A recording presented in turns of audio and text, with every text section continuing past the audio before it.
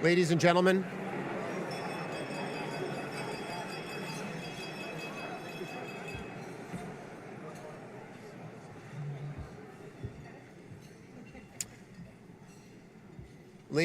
I hope you had an enjoyable lunch. Please join me in welcoming our webcast viewers. My name is Andrew Graham, and I'm president of the Canadian Club of Toronto, and I'm your host for today's luncheon. Viewers, thank you for joining us. Our club is proud of a track record of bringing you decision makers and thought leaders to discuss the issues of the day. We've reflected a lot on the impact of the internet on different businesses, and certainly we've thought a lot about the impact of the internet and technology on our own business, on our own organization. And I think it was possible a few years ago to be very worried about an organization like the Canadian Club that hosts in-person luncheons to hear speakers talk in sound bites that are longer than 280 characters. But in fact, I think our club has not only weathered this challenge, but actually emerged very strong because of it. In an era when many people consume news in very small bites and consume news from outlets that agree entirely with their point of view, it's refreshing to come to hear long-form discussion and to be at a table with people that in some cases may agree with your political point of view or may disagree with it. If anyone is sitting at a table with someone you found disagreeable, please put up your hand. We can skip that.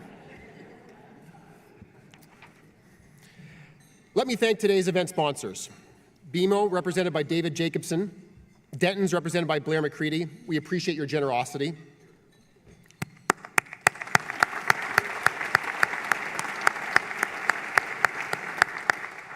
And I'd also like to thank Julie DiLorenzio, who has sponsored the participation of our youth and young leaders table, and they are joining us today from De La Salle College, Oaklands, and C.W. Jeffries Collegiate Institute. Where are you? Where are you today?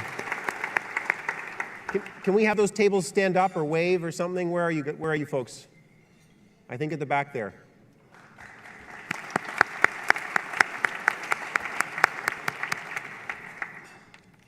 Now it's time to introduce our speaker. The 22nd Prime Minister of Canada hardly needs an introduction, but the formality of the occasion calls for one. For almost a decade, he led our country through times of prosperity and times of austerity. As Prime Minister, he focused on building a strong, stable economy, bolstering our defence systems, and protecting Canada's interests in a turbulent world. The Right Honourable Stephen Harper may have left federal politics, but his insights and perspectives are still sought after by many. I thought the Globe and Mail made an apt remark earlier this week when it said, looking globally, he is one of the century's most electorally successful mainstream Conservative leaders. I think that's very true. Given the turbulent times we live in, his latest book, I think, is perfectly timed. Indeed, right here, right now, Politics and Leadership in an Age of Disruption addresses a wide range of issues which we'll hear about shortly. It draws on his role as a G7 leader and helps readers navigate and succeed in a period of unprecedented disruption. Mr. Harper is a man of many titles: economist, entrepreneur, author, political leader, and of course, Prime Minister. As Canada's 22nd head of government, he served from 2006 to 2015. But leaving federal politics hasn't slowed him down. He serves as chairman and CEO of Harper and Associates Consulting. The firm advises clients on how to address global business risk. He is often invited to speak to international audiences about investment trends, trade, and geopolitics. Earlier this year, Mr. Harper was elected chairman of the International Democrat Union, the world's preeminent alliance of center-right political parties. Mr. Harper is joined on stage by John Walsh, Managing Director, General Counsel, OP Trust. As Managing Director, General Counsel, Mr. Walsh provides legal counsel to all of OP Trust and oversees all corporate governance, compliance, enterprise risk management, and transactional structuring matters. Before joining OP Trust, Mr. Walsh practiced corporate and securities law for a decade at two leading Canadian law firms. Mr. Walsh has also worked at senior levels of politics and government in Canada and the United States. We look forward to this insightful discussion. Mr. Walsh, Prime Minister Harper, the Canadian Club podium is yours.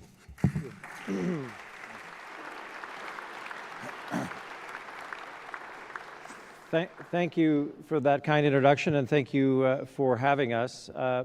As past president of the Conservative Party, I'm the completely unbiased and nonpartisan moderator.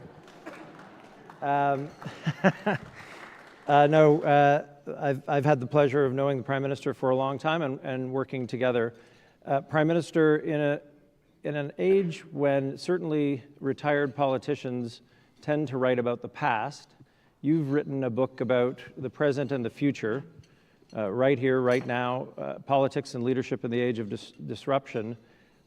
What was the impetus for the book, and who is your target audience? Sure. Well, first of all, thank you, everybody, for being here. I just should begin by saying I look around the crowd and I recognize a huge percentage of this audience, former colleagues in Parliament, staffers, associates, some friends going back to before my political days. So I'm delighted that all of you could make it here today, and also really delighted, as I've told, I think I told the crowd in Banff recently, delighted that I could be up here with John. Those of you who are active in our party know that one of the most difficult and unsung roles is to be president of a political party. There's an awful lot on your plate, and people only hear about you if things go wrong, and they never heard about John Walsh. So give John a big hand for the job he did. No, not at all. Very kind. Thank you. So the book comes out of really, it was kind of mentioned in the introduction, out of a couple of things I'm doing now. I go around the world and advise business on geopolitical trends, on business risk, what is happening and why, and what should they do about it. And of course, I'm now chairman of the Global Federation of Conservative Parties, center-right parties.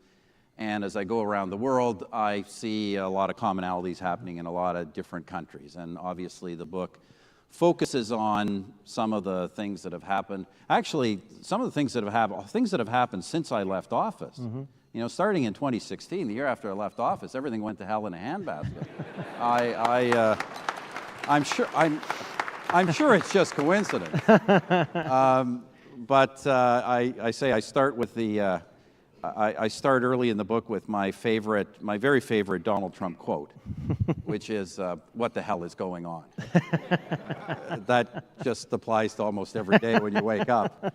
But you know, we've had the Trump phenomenon, we've had Brexit, we have these various populist movements in Western democracies, in Europe in particular, excuse me, other parts of the world. And I do see some commonalities here, and I'll just jump maybe right to the thesis of the book. The thesis is essentially the following, that I think we are seeing disruptive political change that is a consequence of technological disruption that is leading to economic, social, and ultimately political disruption, and that really has manifested itself in, you know, essentially a long period in the globalization era where middle and working class people in many countries have had stagnant or even declining wages. And then you had a couple of things happen.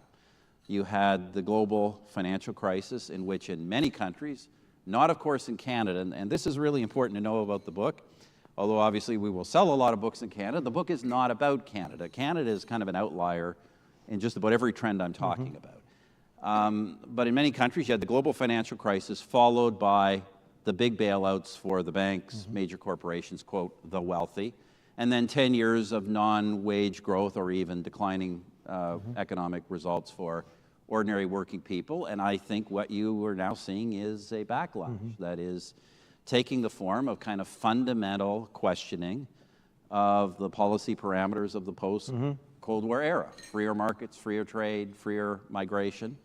And so what I hope to do with the book is to, first of all, advise people to take this seriously, because I think the approach in many countries to this has been very bad. The reaction to it has been very bad. On the center right, many traditional conservatives simply ignoring it or denying the facts are the facts, and on the center left, often simply deriding or ridiculing or dismissing large percentages of the electorate. And I don't think that is viable either. I think if you look, my kind of surprising conclusion, if will surprise some of you, I think if you look at the complaints of the so-called populists in many of these areas, they're actually accurate.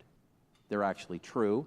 I don't think they're necessarily right on the solutions, but if we as conservatives, and the book is primarily addressed to conservatives, also business leaders and any leader, but as we as conservatives are to understand that, then we have to adjust our policy frameworks appropriately. I don't I don't suggest that we should become anti-trade or anti-market or anti-globalization or anti-immigration, but we should recognize there's been some pretty serious problems with the way these things have been done in some countries, and policy change is necessary.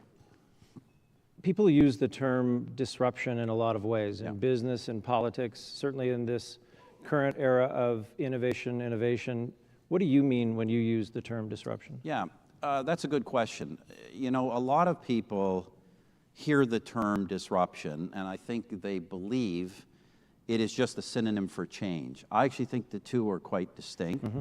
I believe that change is part of the natural order. Change is just a part of life. It's organic. It happens as a matter of evolution.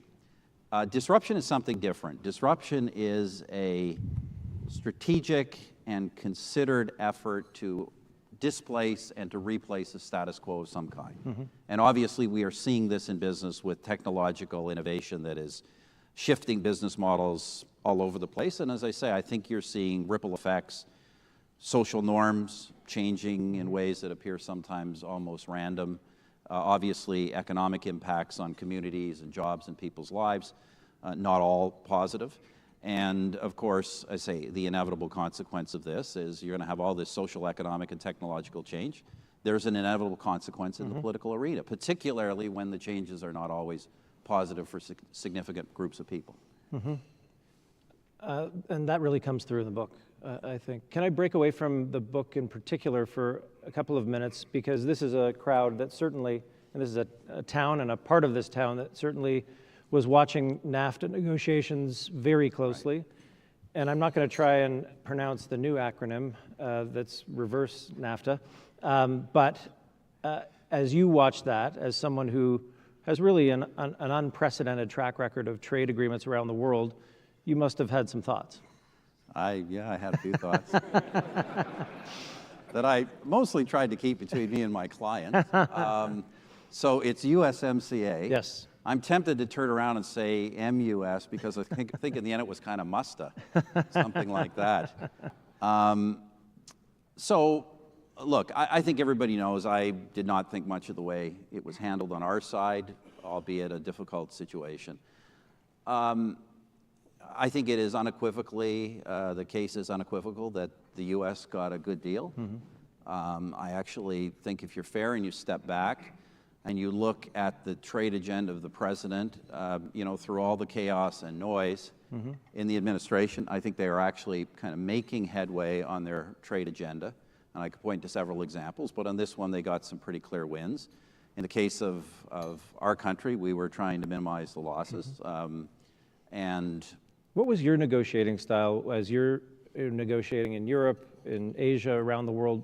What approach did you take to these extremely difficult negotiations? There's never one approach. You know, you have different objectives in the case of different countries, and it's very different. You know, negotiating bilaterally versus multilaterally, and very different if you're negotiating with a party that's commensurate with you or smaller versus someone who is much larger. And I always used to say in the case of when you're dealing with a party that is much larger, it is essential to understand what makes them tick and where they're going. And if you don't get that, you're going to get yourself in very big trouble. Anyway, look, I think in the end, the deal, obviously there are some losses, but the deal gives us comprehensive and largely beneficial access to the American market. So it's essential. The one thing I've said, I do think there's an opportunity in this new arrangement. There's been a lot of commentary about some of the provisions that relate to Canada's possible future relationship with China. And I actually think, I'll use the word kindly, I actually think there are incentives in the deal for the governments of Canada and Mexico to work with the government of the United States on trying to open up the Chinese market. And I think this is actually an opportunity. Right. Because all three countries have large and growing imbalances with the Chinese market that are driven by the fact that we have grossly unequal market access. And this is an opportunity to work in a way with the United States to correct that, because frankly, I don't think acting alone, we are capable of fixing that particular challenge. It certainly seems to be a focus of the president, and there's been lots of commentary that in fact may have been what was driving him in the NAFTA negotiations, was his approach to the China trade imbalance. You certainly had lots of experience working with China. Do you see, and I think lots of business leaders here, where do you see the future for the Canada-China trade relationship? Is it a positive outlook for you? When you talk about that opportunity, is that where you see it? Well, everybody looks at China and they see opportunity. But the fact of the matter is, not a lot of Western firms and businesses have actually made a lot of money in China. Very true. And the Chinese have done very, very well selling into markets like ours. We have, like the United States, I think it's a 3-to-1 trade imbalance. The U.S. is 4-to-1, and we have an even greater imbalance than the U.S. on the investment side. So look, I think it's essential if we're really we talk about the great opportunity that China represents, and I kind of fundamentally believe that, and fundamentally believe that China is a lot better place than it was several decades ago. But if we're really going to take full advantage of that, we have to have that market open. And we have I think this is a serious problem that the West has with China, and that is the essential rules of the WTO admission have created a situation where the Chinese have wide-ranging access to our markets, but we can only sell to China when they say so, in what quantity they say, and for how long they say. And otherwise, it's not an open market. And that is creating a great structural imbalance, and it is undeniable. I know people try and deny it. It is undeniable that this has cost net jobs in countries like Canada and the United States.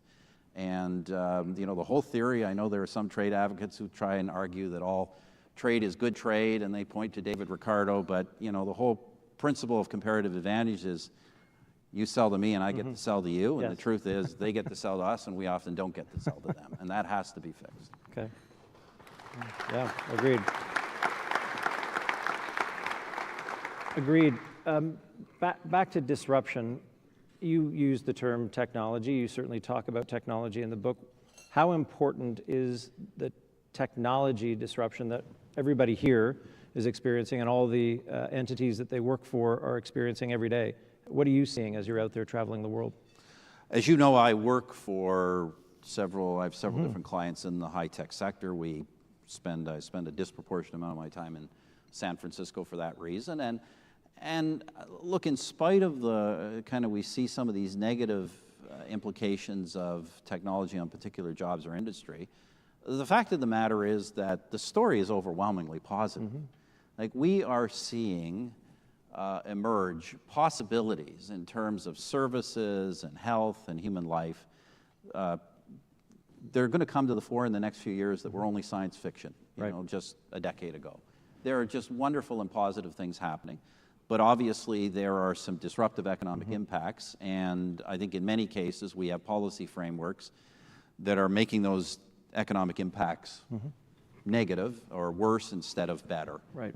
So look, it's the one message I have in the entire book. I point to a lot of problems and a lot of challenges, but the reality is this, and this is what distresses me about the level of political disruption, political instability, political uncertainty in the West, is for the most part, these disruptions represent positive opportunity, and we are wealthy societies that have all kinds of ability to respond and adapt and do so successfully.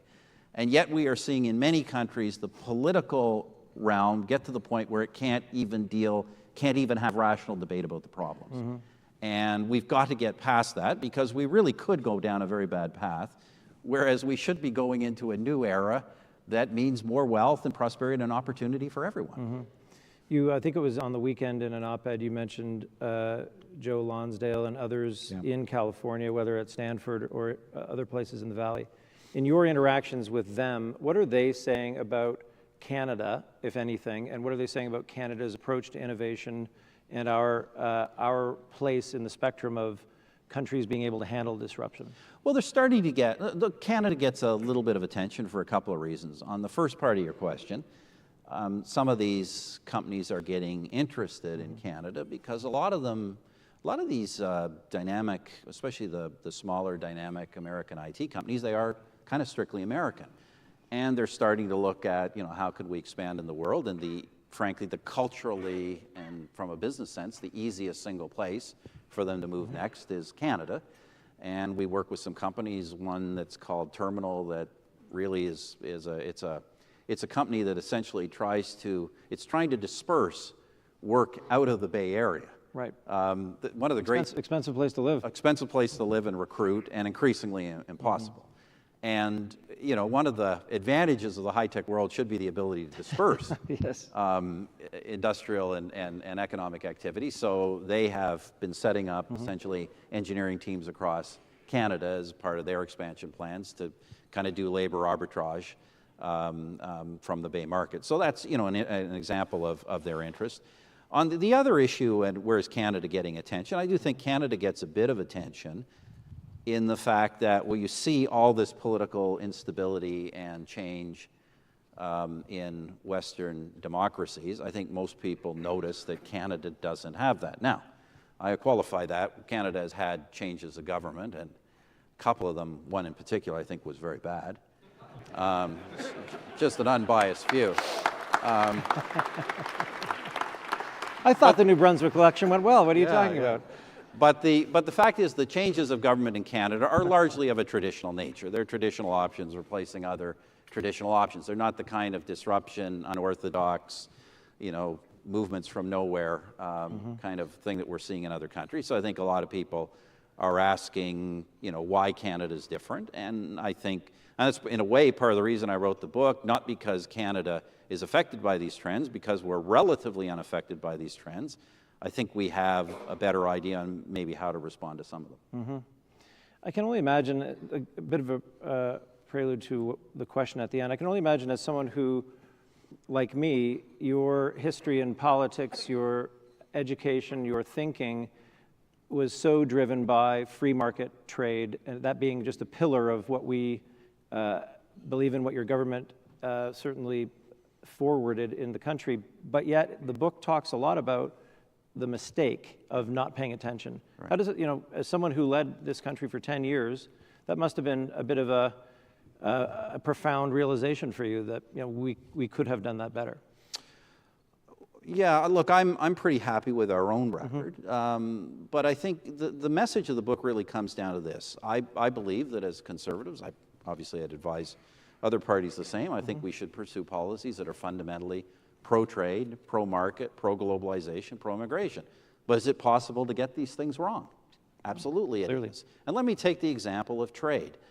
I will read kind of, for lack of a better term, libertarian-based articles that will try and claim things like, all trade is always good, always and under all circumstances, and we should, just throw open borders all the time. And then you have somebody like Donald Trump comes along and makes statements like, well, there are some bad trade deals. And some people say you can't have a bad trade deal. They're good. Trade deals are good. Well, on this one, I hate to tell you that Donald Trump is fundamentally right. There's a reason. Many of you are business people. You do a deal, you have dozens of lawyers and experts and analysts and going over the ins and outs of the deal. It's really possible to have a bad commercial deal. It really can happen. And if you look at the outcome of some trade deals or some trade arrangements that the West has made, there have been some not very good outcomes. As I say, I kind of focus a lot on the China situation. When you have a 4-to-1 trade imbalance that just continually grows, even as China's wealth grows, this is a problem. This has bad outcomes on the ground. And we've got to, so it really comes down to, I say, not ditching our fundamental philosophy, but it comes down to an answer or to a bunch of prescriptions that frankly aren't sexy, which is we have to roll up our sleeves, we have to know the details, and we have to know the facts. I give the example in my book of when we concluded the Canada-Europe trade agreement, and I was with Jose Manuel Barroso in Brussels announcing that. And I say in the book, we knew that in the next few hours we'd get 1,000 different press releases from Canadian industry, labor, subnational governments, you name it, experts, and not in a single case were we surprised at what the reaction was, because we knew exactly what we were signing. We knew where people would win, where they would lose, where we would struggle. We knew what adjustment measures we would have to take. We weren't guessing about this stuff. I mean, you're always guessing to some degree, but we weren't guessing about the basic facts. We weren't being surprised to find out there was some clause we didn't know about or couldn't explain. We knew what industry's positions were, where they thought they could best manage a transition and where they couldn't. And you have to do this kind of work. And I do think in many cases, if I don't mind me saying, particularly our friends to the south, they have often pursued something like trade arrangements from much broader kind of philosophical or foreign relations criteria and not paid as much attention to the outcomes as they should have.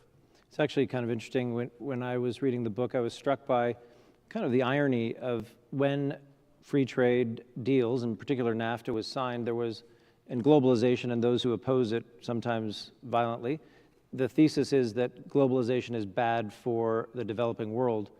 The reality that you point out in your book is the developing world, we've brought so many people out of poverty through trade, but yet back at home, we, in the US and other places, I agree with you, certainly not necessarily here, we forgot about something we probably should have seen coming. Yeah, look, I'd say that a lot of the conventional critiques of globalization that we've heard for 15 years, primarily from the left, a lot of them are just wrong. Globalization has been overwhelmingly good in the developing world. We have 1 billion people coming out of poverty under globalization. There has never been as successful a reduction of human misery in human history than we have seen under the globalized economy from the late 1980s forward. Hear, hear. It is a remarkable achievement, and it's largely based on trade. And we've also seen, contrary to a lot of critiques, we've actually seen a reduction in global inequality as a consequence. But in developed countries, we've often seen an increase within developed countries in inequality and income inequality in ways that I think are troubling. And obviously in many Western countries, we've seen some pretty strong net negative impact. Taking some questions from the audience, which I'm sure will be a lot better than mine. This one certainly is. As a student, I wonder if economics is the right choice if I want to be PM someday. Worked for you. I think I'm the only. I think you might be right. Maybe Usually it's just William lawyers. Mackenzie King might have been he might have been an economist. I'm sure I was the only economist in my entire government caucus, which is kind of ironic, but I thought... John, are you going to claim to be an economist as well? John will claim to be whatever you want him to claim. But look, I got an applause on that one. I've got the mic and you have. This is so much fun. Look, I thought my kind of academic education as an economist, and I took all the standard part of the programming, including econometrics and all that, but I also took an unusual amount of kind of economic philosophy and also economic history. And I thought all these things, just turned out to be the perfect education for the kind of problems I ended up facing. Yeah, during the time you were there, I'm sure it came in pretty handy. It did. You have taken on the leadership of the IDU, which you mentioned earlier. Yeah. The Alliance of Center-Right Parties. What are the common challenges or solutions that you see right-of-center parties dealing with globally? You just met with them in LA a month ago. Many, as I say, many of these parties are facing very similar challenges. They see often the rise of populist movements, on their right. Not all populist movements are on the right these days. There's some that are on the left, but a lot of them are on the right. And a lot of them are losing a lot of votes to those. Some are not. Some are adapting successfully. Others are losing votes in a great number. One of the myths, though, is that kind of a lot of these populist or nationalist movements you see in Europe are really coming principally out of conservative parties. Often they're not. They're often coming principally out of the left. And while many center-right parties are under a lot of stress, their traditional electoral coalition is under stress, it's actually the case in most of these countries that the center-left party is under even more stress. Because what you see happening on the center-left in many countries is a three-way split. You see kind of what I would call the core of it staying with what I would call elite liberalism. You see another part of the left that is going back to kind of their socialist economic roots. And then you see a lot of people who are attracted to protectionism and conservative social values and going to the populist parties of the right. And you have in countries like France and Germany, Italy, yeah. The traditional center-left party is on the verge of collapse. In Great Britain, you have I think, an even scarier phenomenon, which I think you see some threats of in the United States, which is the takeover of the party by extremists. I mean, you are literally seeing in Britain not just Jeremy Corbyn take over the Leader Party, but now successive purges of people who do not share their various extremes, and not just Marxism, anti-Semitism, and a whole range of sympathy for terrorists. I mean, a whole range of really scary stuff. So the stresses are even greater on the left, which is why I think as center-right parties, we have a better ability to adapt and respond to the public angst. The beauty of the IDU is the ability to come together and share best practices and try and learn from successes and from mistakes. Because let me just say this, John, this is, to me, I know a lot of people are concerned and not without merit to be concerned about some elements of what they see on the populist right. But in my judgment, we can manage this if we adjust our policies. What could happen on the left, to me, is the much greater concern. And I'm concerned if we do not respond positively to what we see on the right, we are going to eventually end up with essentially Marxist socialist governments in some countries. That would put Western economies in a globally competitive world on an irreversible decline. And when you say respond positively, you mean actually listen to people's complaints? Actually pay attention listen, to where they're at? actually adjust the economic policies to deal with some of these concerns. And let me give you a concrete one. As you know, as a conservative government, we were a tax-cutting government. We believe strongly in reducing taxes. But, you will constantly get elite conservative voices saying, you've got to cut corporate taxes, and you've got to cut high marginal rates, and maybe even increase sales taxes and bring in carbon taxes. And if we're going to pursue a tax agenda that's going to benefit the society at large, it has to be across the board. And we can't just have tax cuts that are only helping the top end of society, because not only do we lose political support, but frankly, those don't have as good economic outcomes over time. We talk a lot in the business community about private capital and where it's going and how it's flowing. There's obviously a real concern in Canada that investment capital from the rest of the world isn't coming in at the same pace that we would either like or it has in the past. What are your thoughts on that, and how does that play into the thesis of the book? I say the book is not about Canada. Canada really hasn't experienced most of the things I'm talking about in the book. Of course, we're not immune. You do the wrong set of policies, you get the wrong set of outcomes, and you start to get, you will get the political disruption here as you do anywhere else. Look, I just will say this, John. I think everybody knows I remain on the board of the Conservative Fund, assist our leader, Andrew Scheer, in his fundraising efforts, and I try not to comment day to day on the current government. I leave that to our party. I think he's doing a good job, and I look forward to him winning the election in 2019. Minority or majority government? No, I'm kidding. I won't put you on the spot with that. So if the Republicans continue to take traditional Democrat voters, will we see a fundamental shift in the ideology of both?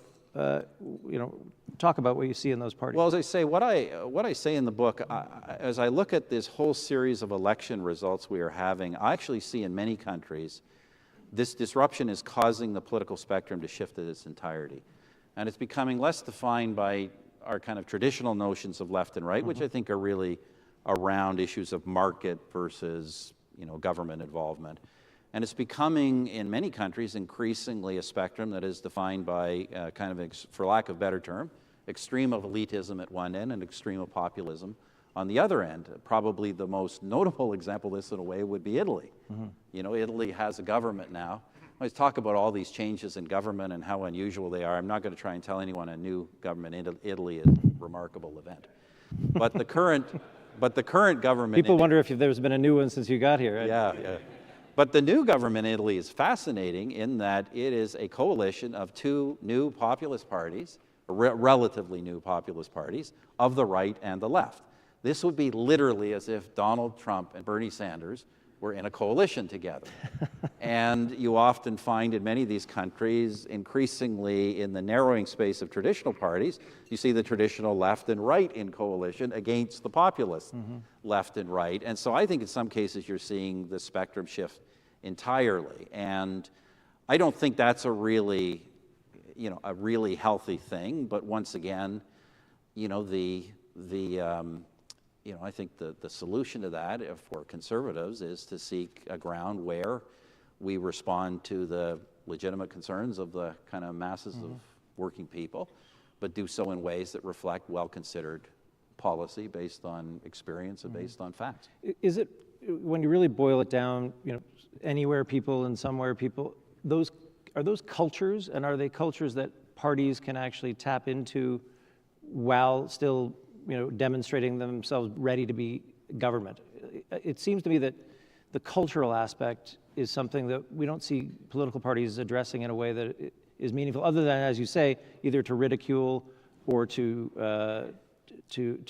deride. Well, look, a big part of this increasing political cleavage is a kind of a cultural outlook dispute, and the somewheres versus anywheres, kind of the crowd that globalization has created of, well, frankly, I'd probably fit in it myself. People who do business around the world, contacts around the world, less and less rooted in a particular place, the so-called anywheres versus the somewheres. I borrow this from another author, but I think that is a phenomenon. And the phenomenon there, and this is where the disconnection has happened, so-called anywheres, people with essentially a pro-market, pro-globalization, pro-immigration, pro-trade outlook,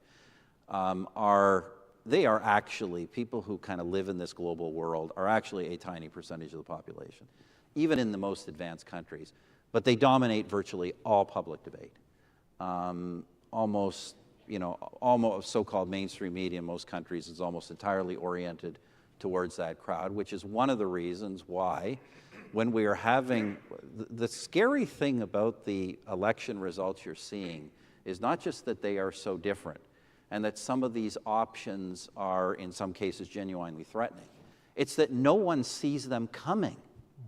No one actually sees them coming. And I think all of us, the real phenomenon of Donald Trump is that nobody thought he could win. And nobody thought he could win. Very few people thought he could win even in the closing days of the campaign. So, this is the part we've really got to step back and think about. So when that happens, don't get mad at the electorate. That seems to be the response on both the traditional right and left. Don't get mad at the electorate. You got to think, why were you so wrong? And what can you do to better understand what's going on out there? Certainly a lot of that. And there's not enough of that. Yep. A lot of CEOs, senior business leaders in the room, they're trying to navigate this disruptive political/economic time that we're in. What do you say to them about how they need to be thinking about, not today, but next year, 5 years from now, 10 years from now? If you could give them a bit of advice before we close, what would it be?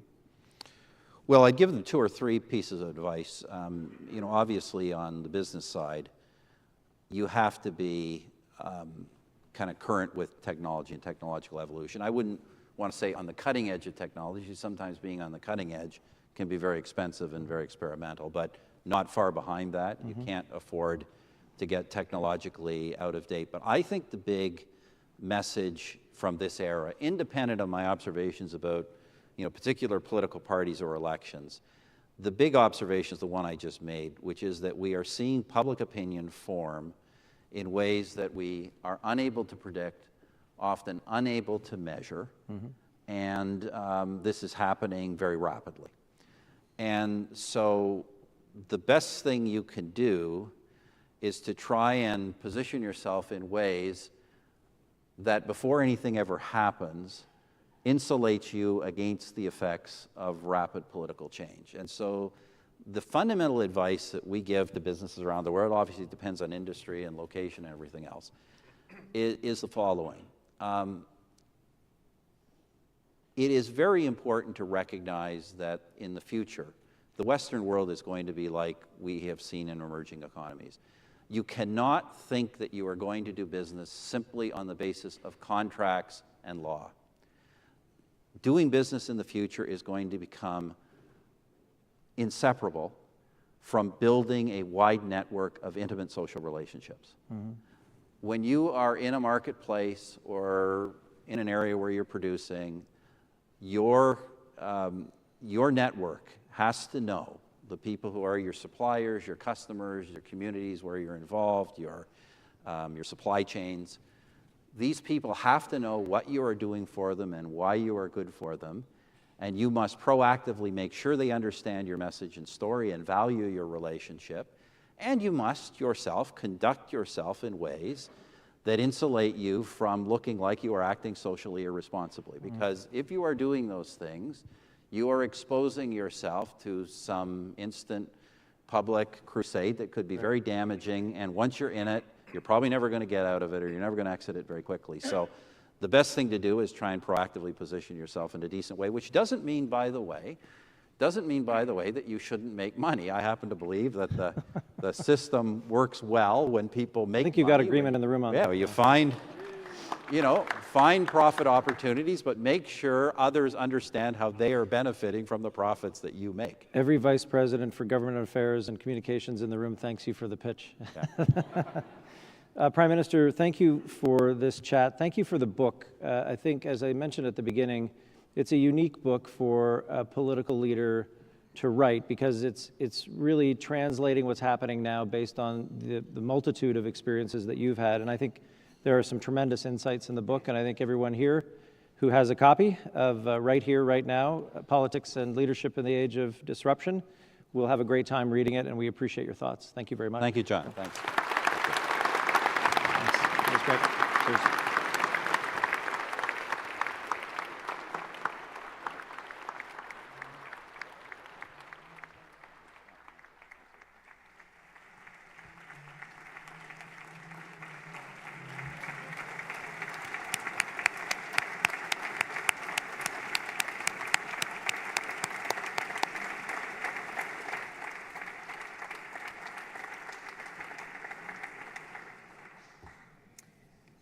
Well, thank you, everyone, very much. Prime Minister Harper, on behalf of the Canadian Club of Toronto, I want to extend our thanks for you sharing your very thoughtful and informed analysis of the issues of the day.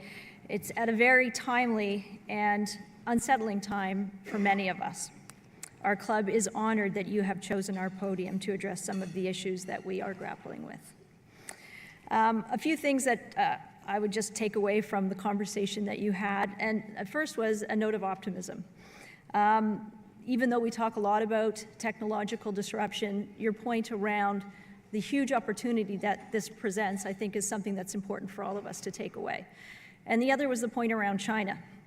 And even though I think we're all wondering what the future holds in this regard, the fact that you see an opportunity to right that balance, and for us to be able to work together to do that, I think, is an important takeaway. Aside from that, I think there are two memorable points that you made that particularly resonated with me and perhaps others in the room. And one was, being in the business myself, make sure others are benefiting from your ability to make money. I think that's a very important truism that I think a lot of companies understand and work very hard at trying to communicate. Sometimes it's difficult to get through that clutter. And the other takeaway that really resonated for me was the point you made about how the Western democracies, we're wealthy countries, and we have all kinds of ability to respond and adapt to the change and the disruption we're seeing. And we can't, but at the same time, we can't even have a rational debate about that. And I think that's something also that I think we all should be thinking about. With that, I once again want to thank you, and we wish you all continued success in all of your roles going forward. And we miss you.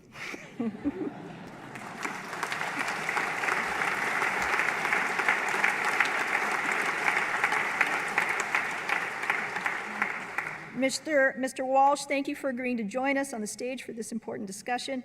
Your passion and intelligence shines through, and you were certainly up to the task, and we appreciate you taking the time to join us today.